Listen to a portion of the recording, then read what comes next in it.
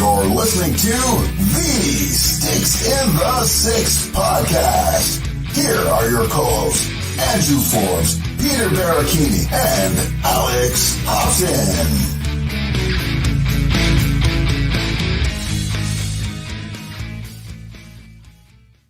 Good morning, everyone, and welcome to episode 176 of Sticks in the Six. Here with my co-hosts, Peter Berube and myself, Andrew Forbes. We got 5 games into the season here, and we got a little bit of stuff to talk about when it comes to our Maple Leafs. But before we get into all the NHL news, Peter, how you doing this week, buddy? Yeah, doing great. As you mentioned, 5 games into season. Last week was, the whole Thanksgiving Day weekend for, us Canadians. So happy belated Thanksgiving to you and everyone out there as well. Really, really quiet week. Obviously that weekend, there was a lot of football going on. And just to update on my picket pool, I started last week off at like 11th or 12th. I had 3 solid weeks, 2 really bad ones where I only picked 4 right. I went 14-0 last week, and I shot up back into like the top 6 or 7. And because the Broncos beat, who did they play again? I completely forgot. Because of the Broncos, they beat the Saints. Because of that, they are 15-0 right now. My Pats are up 7-0 on Jacksonville in London. So I'm hoping to probably repeat back-to-back weeks of going undefeated. Don't know if that's going to happen, but so far in the last week and a bit, I am 15-0, and I am going to gloat and pat myself on the back for that because that rarely happens most of the time.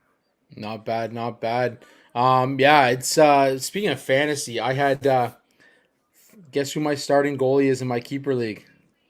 Igor Shesterkin? Philip Gustafson with the goal this week. Okay. With the goal this week. There you go. There's added points right there. Yeah, can't hurt seeing a goalie goal.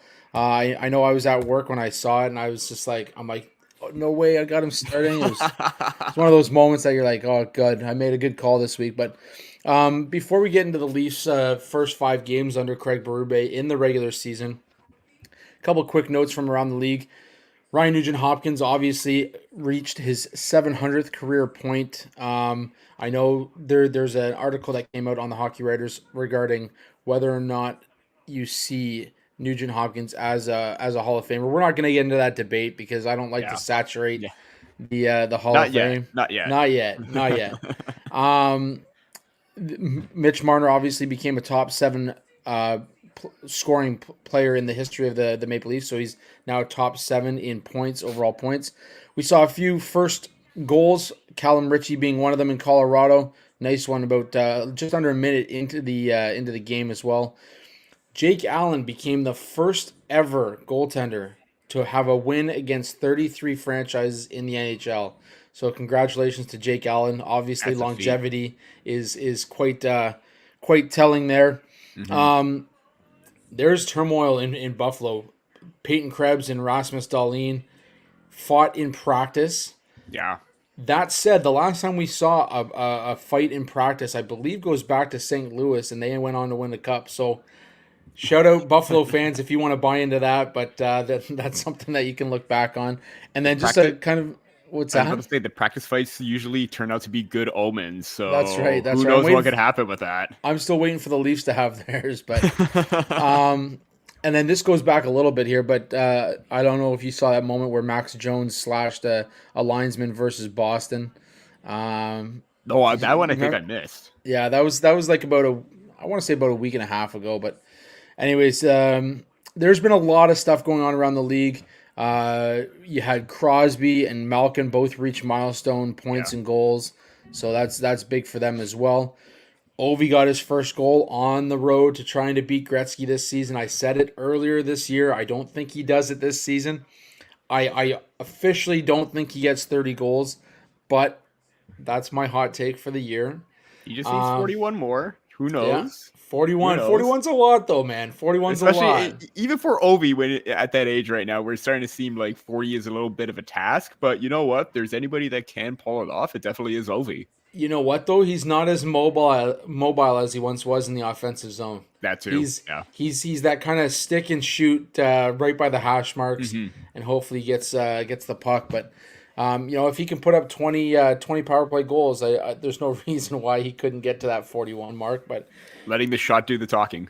that's right. We will see. We will see what happens. I'm not going to discount the fact that he's going to end up still breaking the record, but I think it takes him another season and a half. But anyways, we're going to jump into some Maple Leaf talk. Obviously, that's what we're here to do. The Leafs, through the first 5 games, they have 3 wins, 2 losses. Right now, what have you taken away from the first 5 games of this season? Still a bit of a learning curve. I mean, new coaches behind the bench, head coach, power play, penalty kill, a lot of new personnel. But the one thing that I'm seeing right now with this iteration of the Leafs compared to the last one is a mix of having a little bit more of that intensity, maybe not being overly physical, but not giving up on plays as much as we've seen in the past where maybe they were a little bit timid to go into like the rough areas. We're seeing that intensity all the way through all 4 lines. Even Mitch Marner, I'm seeing a little bit more of that willingness to battle, use his speed and his body positioning to separate puck from player. And the commitment to defense, not giving up a whole lot of odd man rushes. I mean, still the odd rush chances here and there, but there's a little bit more commitment given the fact that, you got Chris Tanev on the back end. It's basically a new look Maple Leaf defense with the new faces coming in Tanev and Oliver Ekman-Larsson. I think Oliver Ekman-Larsson's looked great. I think we're seeing a rejuvenated, not to say that he wasn't bad last year. I think he was really good, but another level to Jake McCabe's game. And seeing him, I even recently wrote a piece about Larson being one of the new additions and how him and Jake McCabe haven't been on for a 5-on-5 goal against. Not sure if that's still the case right now because of the game against the New York Rangers. I'm going to have to go back and look at that. But they seem to have good chemistry. So now that you have a good pairing with Riley and Tanev, a good pairing with McCabe and Ekman-Larsson, that top 4 seems a little bit more steady, a little bit more consistent in terms of, play with the puck, off the puck play.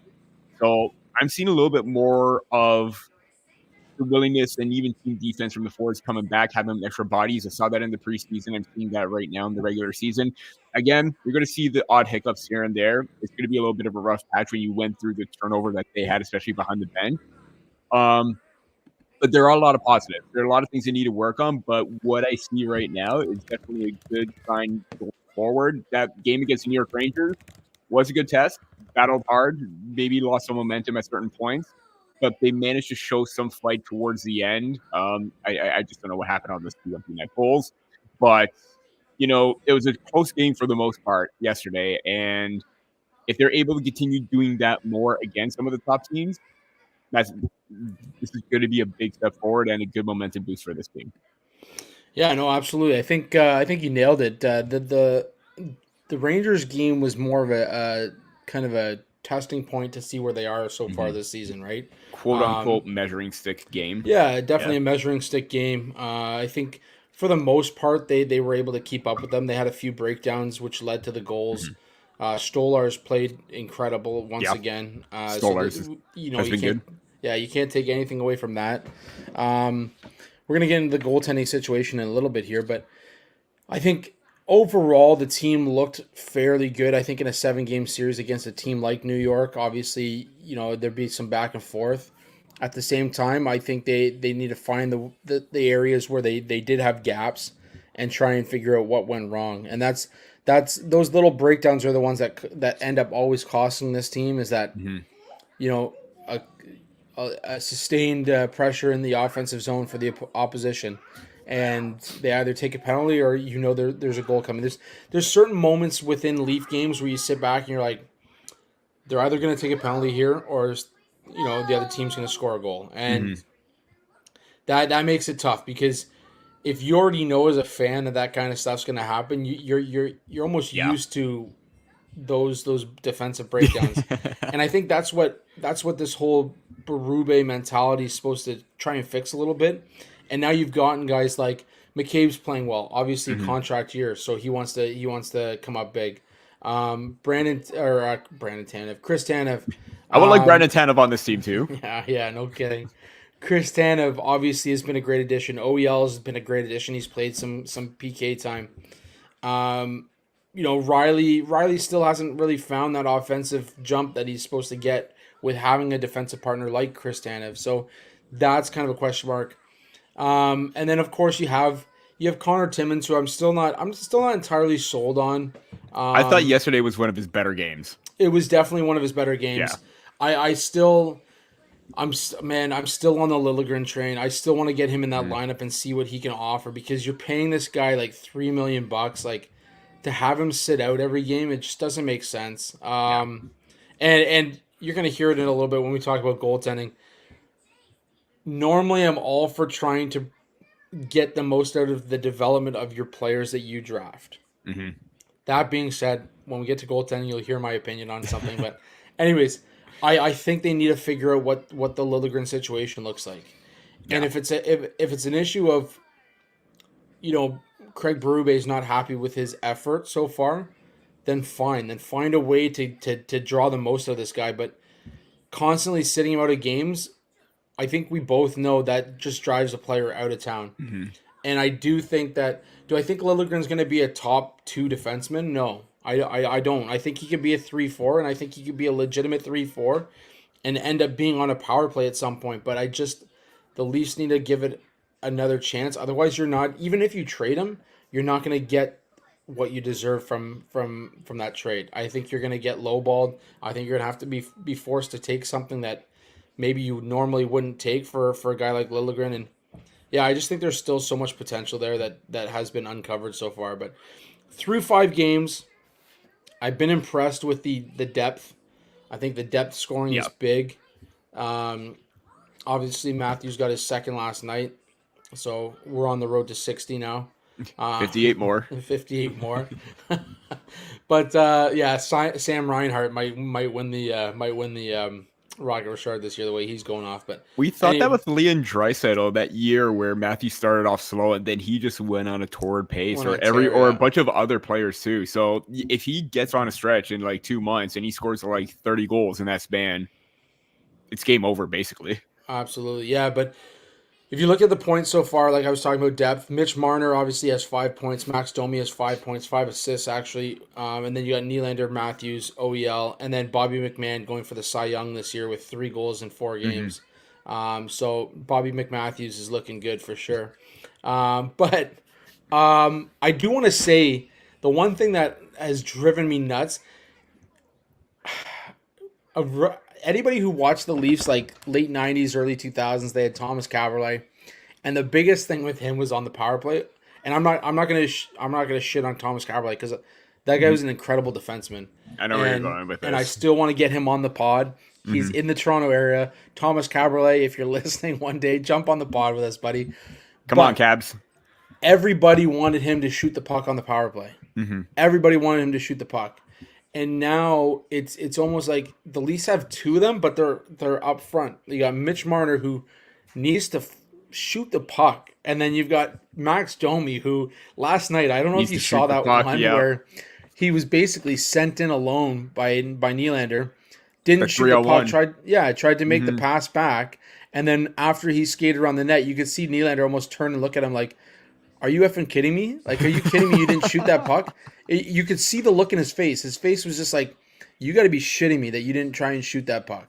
Yeah. And I think those are 2 guys that I would like to see. Like right now, I'd have to look at the shot totals, but right now, they are nowhere close to what they need to be in terms of like, I mean, obviously, like I can't crap on these guys. Both of them are leading the team in points.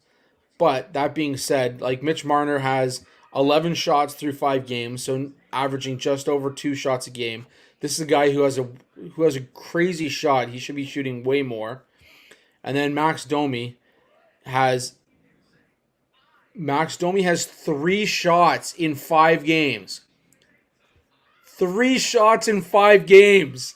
And let's not forget that he hit a couple of posts yesterday too, and a couple went wide after he missed that, easy shot. 3 shots in 5 games, man. Like, this guy's got to be shooting the puck way more. I want to see 3 shots a game from this guy, and I want him to, like, even if you have to force a shot from like high in the zone, force a shot. Mm-hmm. What happens if Get it on net. it gets off somebody's shin pads and all of a sudden there's an open net? Like, shoot the puck. Like, you can't score if you don't shoot the puck. And Anyways. I think a lot of that comes from like that second quote unquote second line with Domi, Nylander, McMahon. I think you got like a lot of balance right there. But I know Domi's supposed to be the playmaker, but even playmakers on other teams tend to shoot the puck when they have their chance. And the fact that he missed a lot of opportunities yesterday, I haven't tweeted it out. I think he needs to have some shooting practice, get those like, targets up on the corners, get the goalie pat or get the, the goalie tarp up there. Try to work on that accuracy because he really needs it. And like you said, it's not, these are pro players. It's just when you only have 3 shots in 5 games, that to me just shows that you're being that prototypical player attribute in like NHL, be a pro kind of thing, where you are the playmaker. Your shooting percentage or your shooting numbers are going to be down, but you know what? You still got to do that. You still got to find a way to get those pucks on net, even if it's like a low rebound. Like even like when Mitch Marner scored that goal off the rush, it was against Pittsburgh, right? Yeah. So we can see Mitch snipe the puck very often. He's a 2-time 30-goal scorer. So he can't put the puck in the net.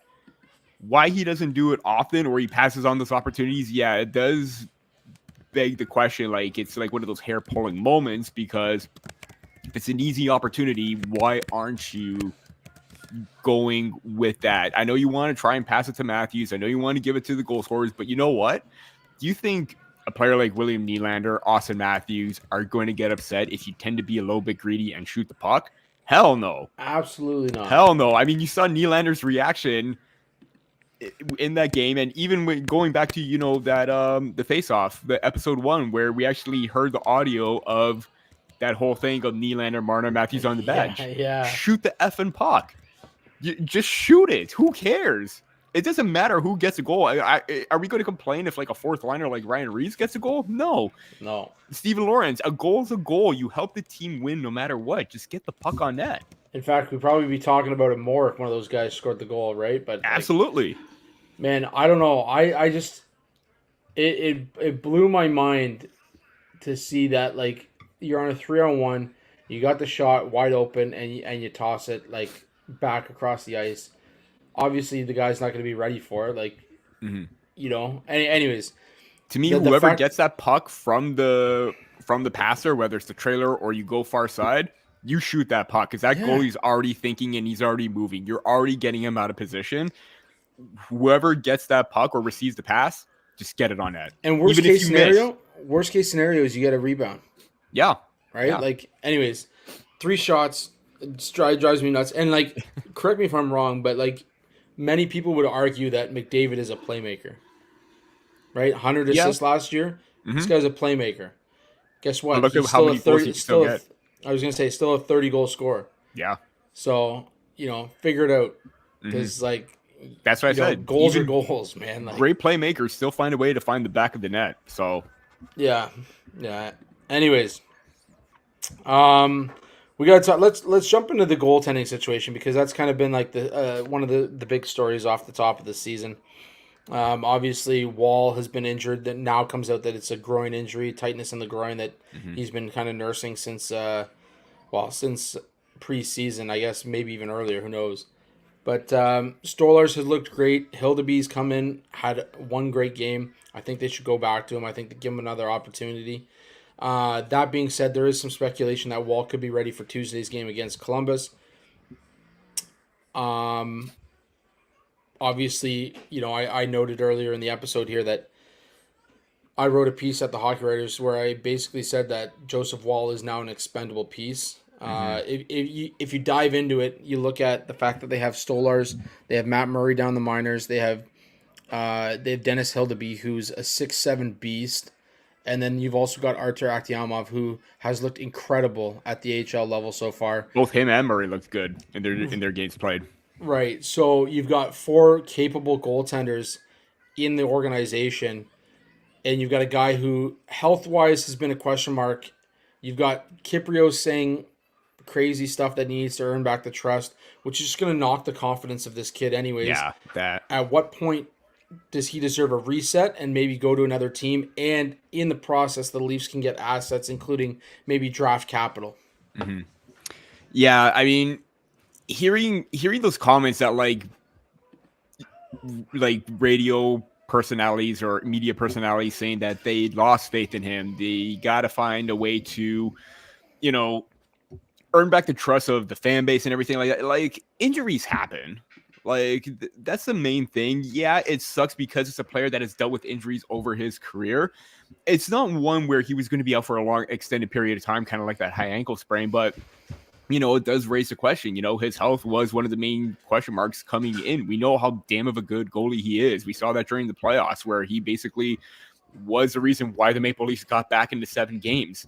So to hear everybody say that like they've lost faith in him, he's got to win it back. I kind of understand that, but I think it's just a little bit too much. I mean, yeah, he needs to prove himself play wise. I think he needs to prove himself a little bit more in terms of earning a more larger sample size in terms of getting those games, getting into game action, because we know how good that he is, but it's just, I don't know. It just seems like a little bit over the top, but the goaltending depth right now, yeah, this is the one time in like, I can't even remember when, even in the early 90s or late 90s, early thousands, where yeah, you had a really strong goaltender, but at that time you could rely on a goaltender to play 60, 70 games and, maybe 20, 30 for your backup.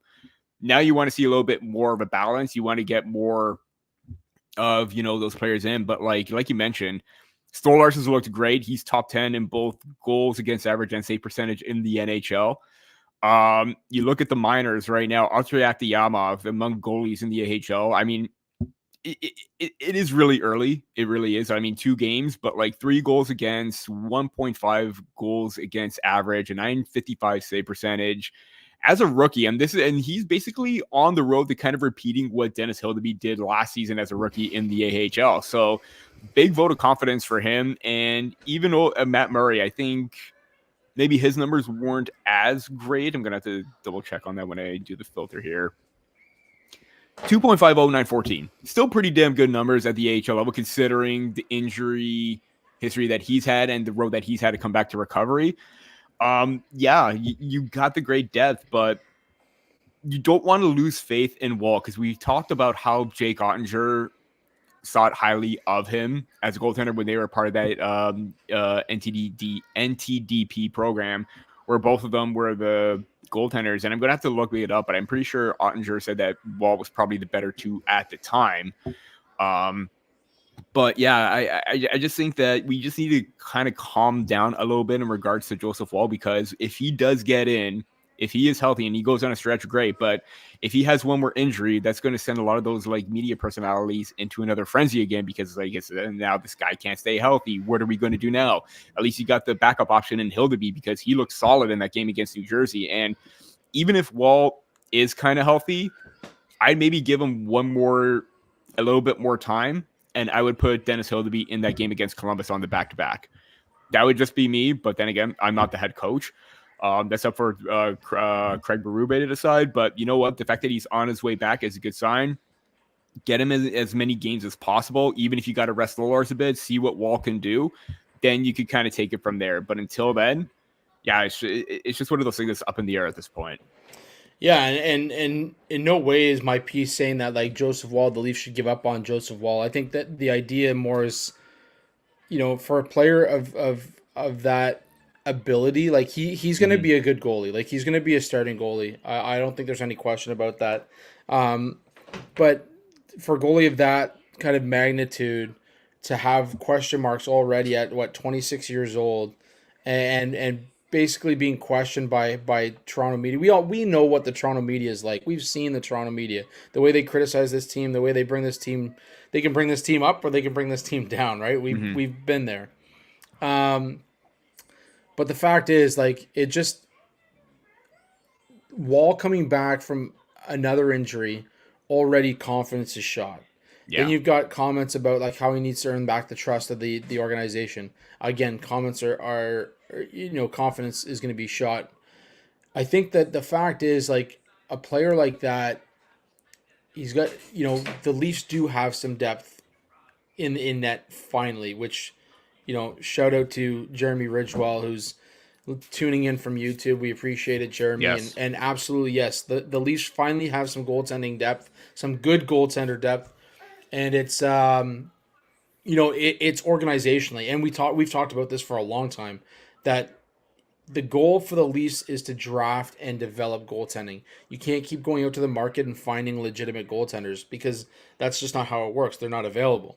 Unless, of course, Shesterkin doesn't sign this season, then you've got a legitimate goalie on the market. But the fact is that with Hildeby playing and developing the way that he did over the last couple of seasons, and Stolarz having now been part of a Stanley Cup winning team, obviously his numbers have been pretty damn good the last few seasons. You have the ability to maybe move on from Wall and get more assets.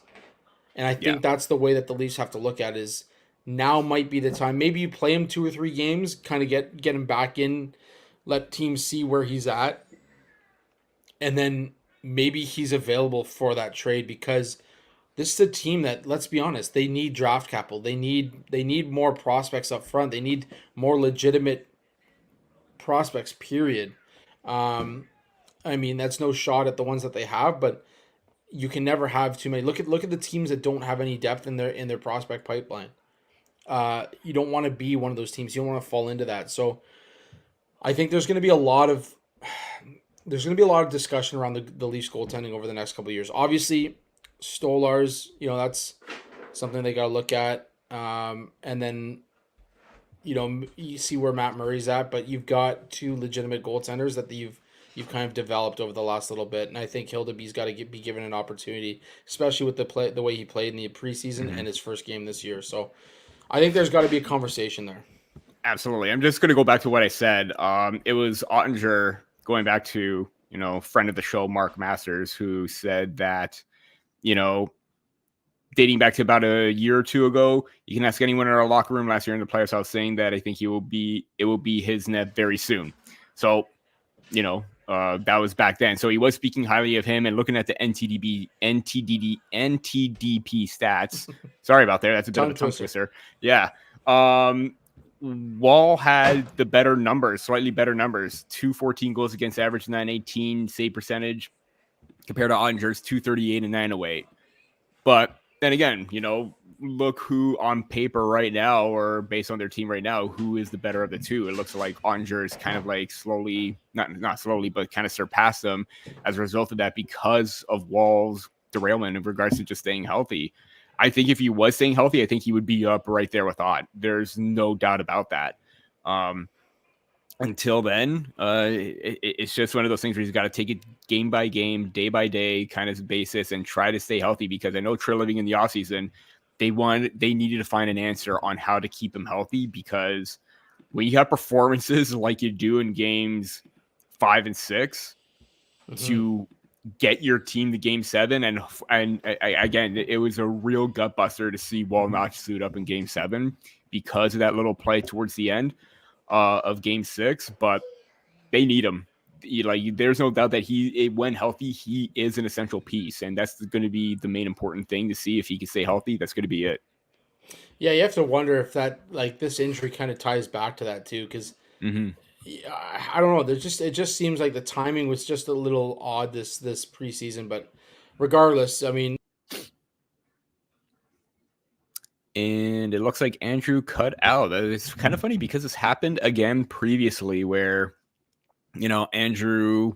That's the second time this has happened. I was about to say. So I just said that second time where it kind of happened. I'm like, I was just explaining, and then you came back on. So okay, but yeah, we're good. I think you got to look at it and say, his health is already a question mark. I don't think there's any ifs, ands, or buts about it. This guy needs to either go on a run. I'm not saying earn the trust back of the team. I think the team knows that if he's in net, they've got a legitimate shot, right? It's just about, we talked about it last week. Frederik Andersen with the Canes, his first 2 years missed playoff hockey. Yeah. it becomes a question mark, right? Like, can this guy be the guy that we need him to be come playoff time? If he's there, we trust in the fact that he can play well, but is he going to be there? And I think that's going back to that conversation Kiprios had with Justin Bourne. I think that's the conversation. Justin Bourne was saying, I think the trust is not in the fact that he's able to do it. The trust is in if he's going to be there, and that's a totally different type of trust. That's a different scenario, a different argument. Yeah. So yeah. Anyways, before we keep going here, just a quick word from our sponsors over at Gametime. It's hockey season, it's football season, basketball season is underway, but you can still get concerts, comedy shows, all that kind of stuff over at Gametime. Gametime has a new feature called Gametime Picks that makes getting tickets to see your favorite teams play live even easier. Gametime Picks filters out the fluff to show you only incredible deals on great seats so you don't have to waste time searching through thousands of tickets. Looking for those seats when Bedsy comes to Toronto? I know I am. Talk about the super deal and how... you can pick any upcoming game on the Gametime app, browse through seats on the Gametime Picks, and they will find you the best possible deals. Gametime Picks, curation. It's a curation that makes it easier to save more on sports, concerts, comedy, theater, etc. All-in pricing, toggling through the feature, shows the total upfront with no surprise fees at checkout, like we see sometimes on other sites. And it gives you an opportunity to see the seat views. Get a panoramic view from your seat in the app before you buy. So you know what you're seeing, like we mentioned last week with the Utah Hockey Club. Mm-hmm.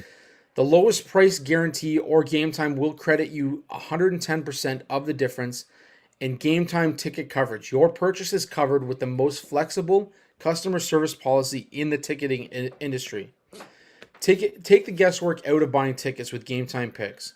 Download the Gametime app, create an account, and use code THPN for $20 off your first purchase.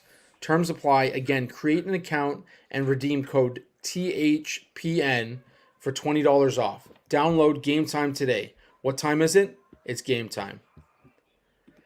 So, Berube, we got to talk about the coaching here because Berube has brought a different mentality to this team.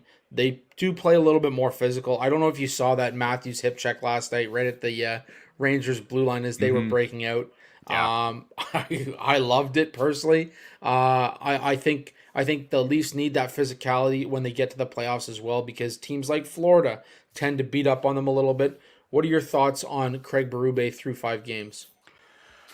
I think he's doing a fantastic job. I really, again, like when we started off at the top of the show, when we see the subtle differences between last year's team and this year's team, he's really into it. Like he doesn't want this team to lose focus, and it goes back to, kind of Pontus Holberg looking like he's going to be in the doghouse and may sit out because of the costly penalties that he's had yesterday. The one goal that he gave up against it, or the turnover that led to, I believe it was the Kevin Fiala goal against the LA Kings, where you saw Berube basically try to nip everything or try to stop the bleeding right away because of, careless plays like that. And you see that with him on the bench. You saw that with him at practice where they really weren't, doing everything right, and he halts it and he lets them know that what they're doing is wrong. We saw that with Keefe with that, but I think the subtle difference in practice it's looking more like a work ethic mentality. We saw them get rid of the music, so it's like really them buckling down, getting to work, and just making sure that they're able to execute properly in practice so they can translate it to the game. I think with Berube, you get that sense of aura behind the bench, and even with the players too, when they're on the ice, there's that next level of, again, intensity, but even if they're not overly physical, there's that drive, there's the work ethic, there's winning the 50-50 puck battles, there's grinding it out in the corners, making those stick checks, stick lifts to regain possession of the puck. I mean, something that we didn't quite see as often, and there's a little bit more of that drive right now. I think he's instilling something into this team. We saw it during the preseason. I think right now you're seeing it early on in the regular season. This forward group does need to take a few more steps forward. They need to, improve on certain things. but the way that I'm seeing right now, how they're playing is a much different, mindset and mentality than what we saw last year. Yeah, absolutely. There's definitely, I wouldn't say subtle differences. There's major differences between what Keefe brought the last few seasons to what Craig Berube is bringing this season as well. And I think on top of that, Craig Berube's got the experience, man. Like he's been to the cup. He's got the cup. He's ranked as the 12th best coach in the league right now, and there's a reason for that. And the Leafs have to, whether they want to or not, they've got to buy into the system and allow it to play out. We're going to talk about in a second here with the power play and the penalty kill. The Leafs were awful to start the year on the power play. Awful. They were still doing your favorite move, the old drop pass and trying to get over the line with speed. And there's a certain point where you have to take that and say, look, this shit's not working. It's you've got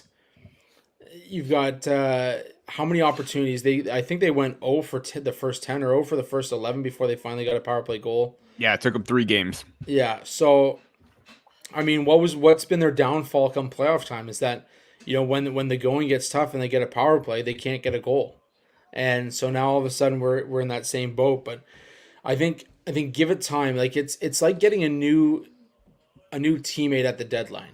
It can ruffle chemistry, right? And now you have a new coach, a new system. Everything's changing. The Leafs have looked pretty good through 5 games. Again, 4-1 last night. It was not a 4-1 game. It was a 2-1 game. 2 of them were empty netters, yeah. Right. It was a 2-1 game with 2 empty netters. Their other loss was a 1-0 game in the season opener in Montreal. And we all know Montreal hypes the shit out of their crowd, especially in the home opener. I just want to interject with one quick thing.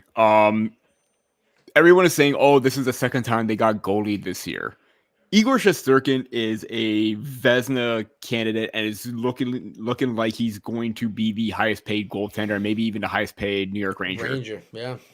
So the Maple Leafs didn't get goalie. You face a legitimate top-tier goalie. You could say that with Samuel Montembeault and the Montreal Canadiens, but Montembeault himself has slowly started to increase his status as a starter for the Canadiens. They're looking like they're having a little bit more faith in him than maybe where he was previously in his career. And it all started with, I think, with that World Hockey Championship where he backstopped Canada to that gold medal. I think that was basically the coming out party for him to possibly be a starter and be a reliable goaltender for an NHL team. And Montreal's looking like that. So again, yeah, they probably got goalied in the first game, but let's not discredit what Samuel Montembeault did. It's basically the same thing of discrediting what Lucas Dostal did last season, where Toronto's having a hard time getting pucks by him, and then you had basically the Toronto Sun basically saying no-name goalie, and here I am saying, scratching my head, no-name goalie. Dostal has been one of their top goalie prospects for some time. This is not a no-name goalie. Samuel Montembeault looks like he's not being a no-name goalie at all right now, so yeah, I just wanted to get my 2 cents in on there because, again, Shesterkin, fantastic. I literally picked him with my second pick in one of my fantasy hockey leagues because I know how damn well good he's going to be. But, just to compare the 2 games, that 1-0 game, yeah, and apparently, I mean, you look at the numbers. Toronto dominated them, on paper, 5-on-5. Obviously, the Cole Caulfield power play goal was the difference maker, but they were the better team. So you can't take that away from Toronto, where they were basically, I would say, 3.5 games out of the 5 so far, they probably were the better team in all instances. Yeah, they had some lapses here and there, which is why the 0.5 comes in. Same against New York, but they looked pretty good. They held their own. They've had good starts, and when they scored a goal, they answered back in a good way. So let's just keep that in mind early on in 5 games. Yeah, don't forget that the Leafs went how many games without being shut out? So for them to get shut out 3 in years. game 1, yeah. So I mean, it was, I believe, was it not an NHL record? Yeah, it has to be the longest stretch. Yeah, so I because mean, there was that incident last year. Again, it was the Anaheim game where we're like, oh no, are they going to get shut out by Lucas Dostal? There goes the shutout streak, and then boom, ended. Yeah. So I mean, like, all things considered, like, the fact that they were able to hold those teams to tight games as well is what needs to be looked at. The goaltending and the defense for the Leafs, able to keep it a 2-1 game until the 2 empty netters. Like, Mhm. I don't know. And as you mentioned, like, imagine this summer, right? Like, imagine being a Rangers fan this summer, and you're looking at it and you're like, holy shit! Like, we might lose Igor Shesterkin if they don't pay him like 12.5 million. Just give him the blank check. Just give him 15 million, write it off. Like, Write it off. forget the other players. We're gonna focus on just having Shesterkin in net and nobody else playing on the ice. Mhm. Like, the mentality of these players right now, and I get it. You want to get your big ticket. I get that. Yeah. Like, I'm all for players getting their big ticket and earning what part of that share they deserve. But man, you're not gonna win when you're paying your goaltender 15 million. Like, That's true. Yeah. this is a guy. The guy turned down 11 million a year. That's think it was way too much money, man. It was that extra bit because he wants to surpass Artemi Panarin, I think. I know, but now Panarin it. started off with Yeah. 12 points through the first 5 games. So basically, Panarin just be like, you ain't going to pass me just yet, basically. Right? Like, this is like some crazy Russian context coming out of the New York Rangers office right now. Anyways, it's nuts. I think it's nuts to think that this guy is going to make higher than 11 million. And like, if he goes to market, what team has 11 million to pass that? But Yeah. but what team has that money? Exactly. Utah, maybe. But also, Maybe? let's take a look. What team needs a starting goaltender? The thing is, there are some teams that could use Igor Shesterkin, no doubt about that. I mean, look at Toronto. They could. I'm not saying that they would probably go that route, because if they have faith in Wall, Hildeby, and their goaltenders coming up, fantastic. But what? Again, like you said, what market could give them 11 million? And even so, what market is it going to be worth it in the long run, where you have a steady goaltender, where you could probably get those, decent mid options for a cheaper price? Yeah, the cap's going up, but you got to weigh it out. Vezina candidate, or, basically one of the top 2-3 goaltenders in this league, or what you have right now. You've got to weigh that out. It's difficult, but yeah, teams are going to have to think that through.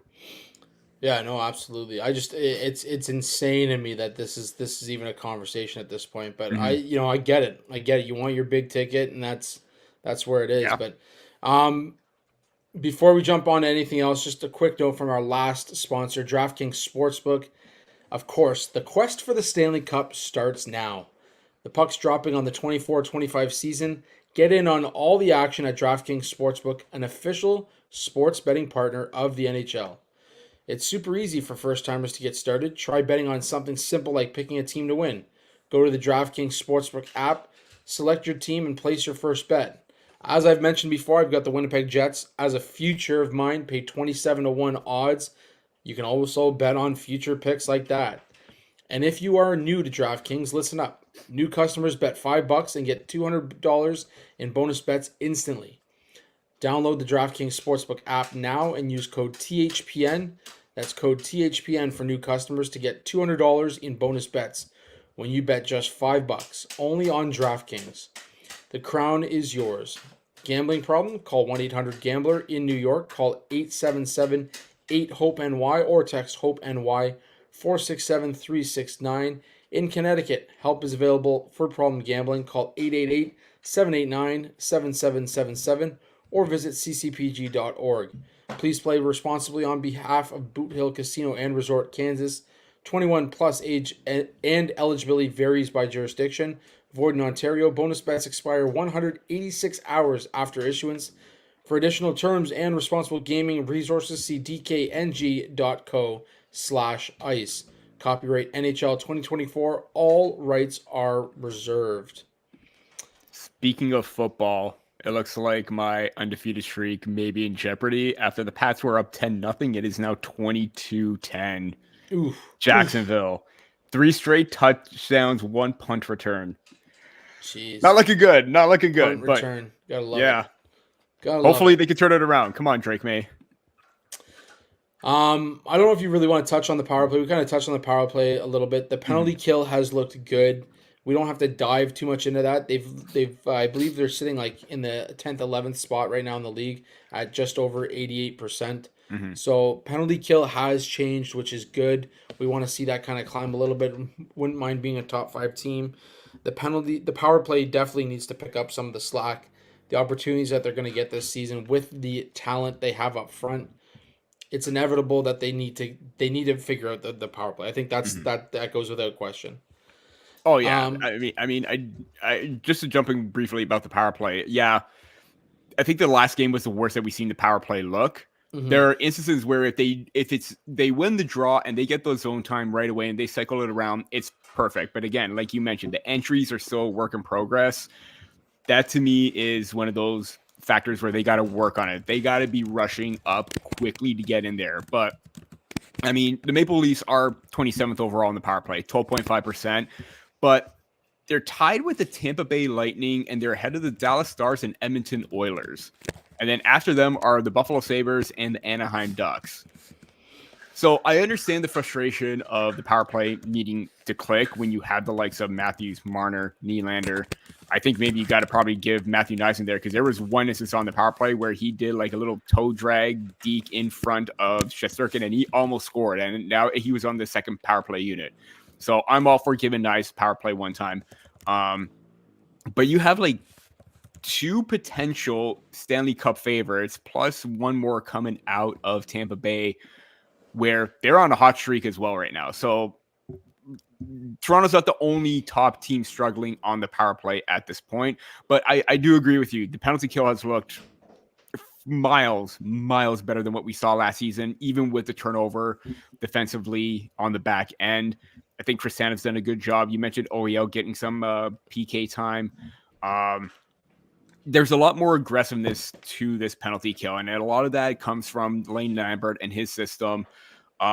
Even Frankie Corrado did a comparison side by side of what happened last year. It seemed it was more like straight attack, the puck carrier, and then that kind of gets him out of position. And if you haven't checked out Frankie Corrado's breakdown on Twitter, go out and check it out right now. You can see the major difference where straight line attack last year, this season, it's more of a you're staying with them, but you're moving along with them and forcing them to make a play. And then if it gets into a bad area, that's their instant to attack and basically create a turnover and get things going.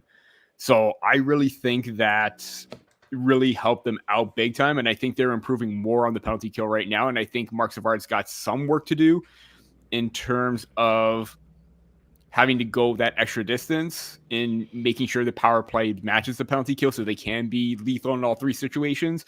But I really love what Lane Lambert has done on the penalty kill so far to be more aggressive this time.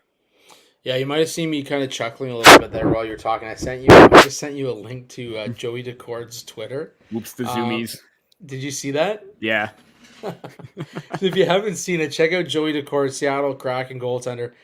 He was celebrating the overtime win and comes jumping into the pile and completely misses the pile. It's definitely a good one to watch. But no, I agree with everything you said. I think there's still some work to do. It's like I said before.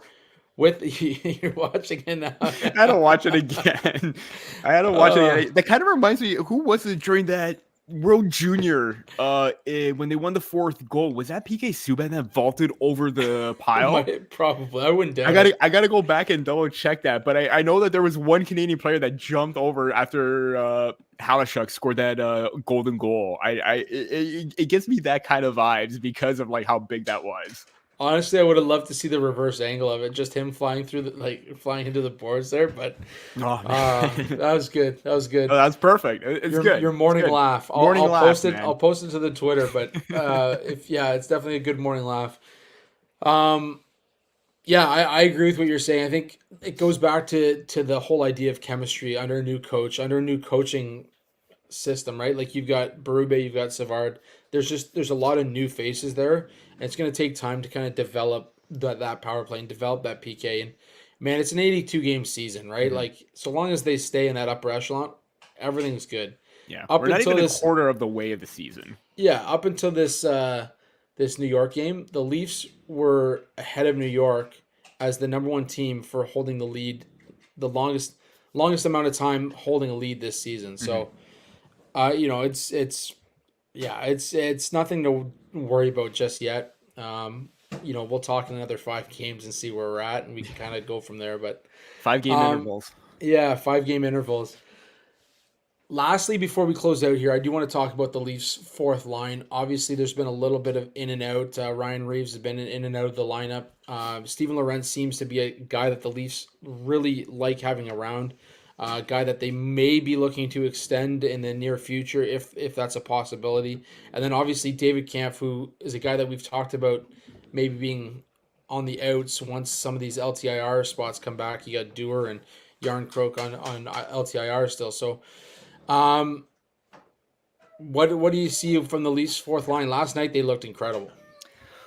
Ooh, I keep saying this every single time. You remember the line in The Karate Kid where the karate he goes to Johnny, he's just like no mercy kind of thing.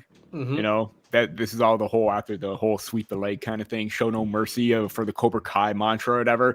That was basically that fourth line. They were showing no mercy. Like they were hitting everything in sight. Lorentz and Reeves are running people down, just steamrolling them, getting those opportunities, being physical, letting their physicality, transition to offense and taking advantage of, not necessarily turnovers, but loose pucks, winning those battles. They literally had a chance to. I honestly think they were one of the better lines in terms of like scoring chances. They had a lot of dangerous opportunities yesterday, and that to me is what really stood out. That this is now a fourth line where you can put out, because you got the speed of Lorentz, you got the physicality of Reeves, but also that drive and that presence that he could bring, the playmaking of David Kampf. I managed to find it back because I accidentally closed my tab on Natural Stat Trick. They had 54.55% of, the shot attempts. They were 16% of unblocked shot attempts because a lot of their shots were getting blocked. Only one went on net.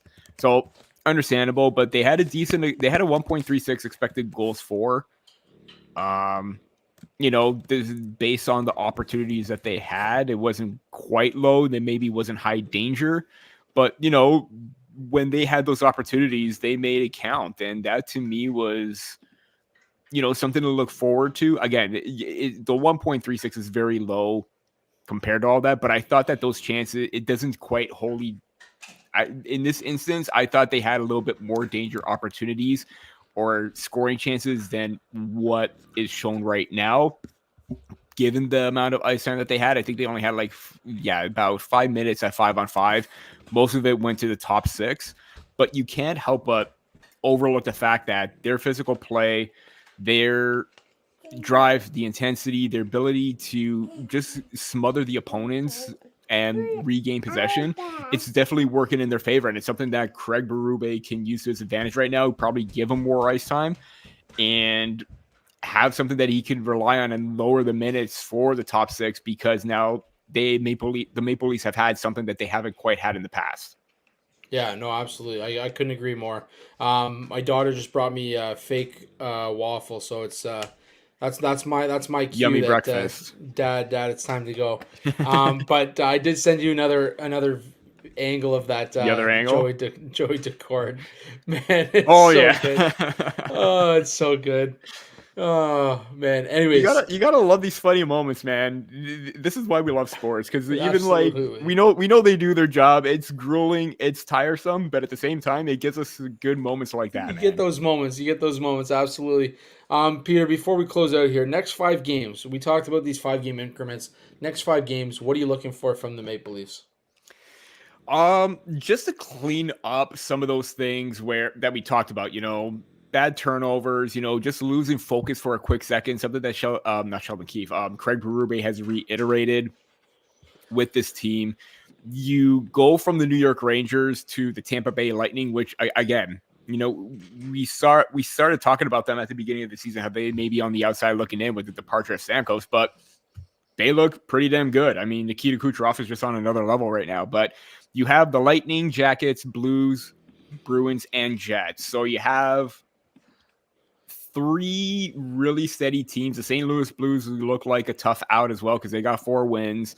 So maybe aside from the Columbus Blue Jackets, I mean, they're still pretty competitive too. Like, I know they're 2-3, but they're looking pretty steady right now. Like they're looking a little bit more competitive this time around. So these next 5 games, they're not going to be easy games, especially with Columbus on the back-to-back with Tampa. It starts off with the Lightning. If they could come out and have a good outing like Tampa, like Ottawa did, and hold the fort and secure the win, kind of like what the Senators did, that's a big win in my book, because it's a divisional rival. You want to get through that. You want to get the W. Same with Boston. I again, just clean up a little bit of those like moments where you have those lapses and be a little bit better on the power play. That's just it. We talked about the entries. We talked about taking advantage of those opportunities and getting to the middle. They got to be more intense with that. Yeah, I mean, I love seeing the depth scoring, but I think now's the time that we need to see some of those top 3, top 4 guys get involved in the offense. I'm going to look for Max Domi to have 2 shots a game over the next 5 games. Ooh, so bold. I'm looking for 10 shots from Max Domi. I don't think that's too much to ask. 13 shots the next time we sit down and talk. We'll see. Hopefully he pots a few in the back of the net. That's right. Anyways, until next time, thank you to everyone who joined us this Sunday morning for episode 176 of the podcast. Be sure to download Gametime. Get those tickets to any event you want across the board. You use code THPN. Make sure you check out the Hockey Podcast Network for all of your hockey needs. They've got hundreds of shows, hundreds of different teams that are covered. Make sure you check them out. And if you haven't already, make sure you hit, I always do this, subscribe on the YouTube channel there. Let's get us up to that 200 subscribe mark. We look forward to touching base with you next week for episode 177.